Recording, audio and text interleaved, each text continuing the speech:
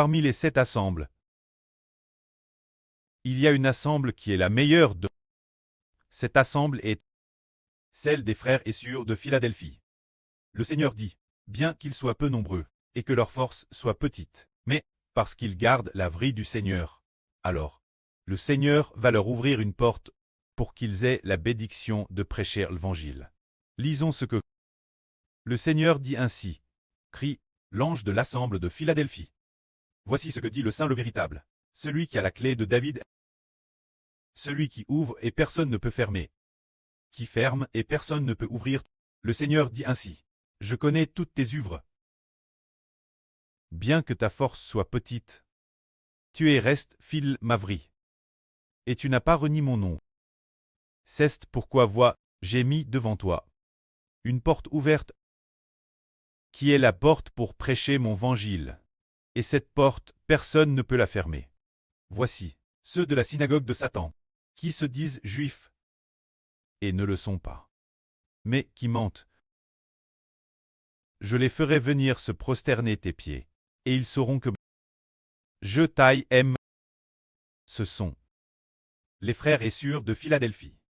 Le Seigneur dit, le Seigneur le Saint qui a la clé de David, celui qui ouvre et personne ne peut fermer, qui ferme et personne ne peut ouvrir dit ainsi. Ici avoir la clé de David, qu'est-ce que cela signifie?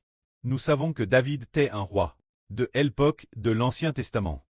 Le roi le plus beau et le meilleur. Dieu a fait une alliance en disant que le trône de David subsisterait éternellement. Alors le Seigneur Christ tenant la clé de David. Qu'est-ce que cela signifie? Cela signifie que le Seigneur Jésus a l'autorité pour faire asseoir quelqu'un sur le trône de David, et cette personne l'obtiendra.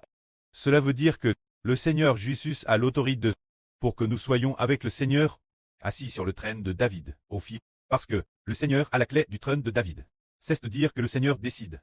Cette personne peut régner, et cette personne pourra régner. S'il décide que cette autre personne peut aussi régner, elle pourra régner, parce que le Seigneur tient la clé du trône de David. Ceux qui sont assis ensemble sur le trône, ce sont les 24 vieillards, les 144 Zourozoro, les 12 toiles et le frère Ashbert, qui règnent tous ensemble. C'est dire qui a fixé cette autorité de régner. C'est le Seigneur Christ qui tient la clé de David.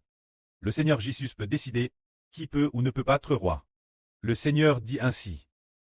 Je connais tout de toi, bien que ta force soit petite. Tu es restes constamment dans ma vrite, et tu n'as pas renié mon nom. Cela fait référence. Ce groupe de frères et sœurs, bien qu'ils soient très peu nombreux, et que leur force soit faible, ils sont toujours demeurés dans la vrille du Seigneur Christ, sans jamais renier le nom du Seigneur Christ.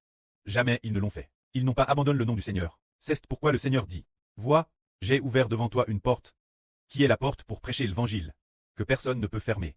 Cette porte est la porte menant au trône de David. C'est cette porte. C'est celle qui permet de croire au Seigneur, de régner avec le Seigneur, et de devenir des rois clestes.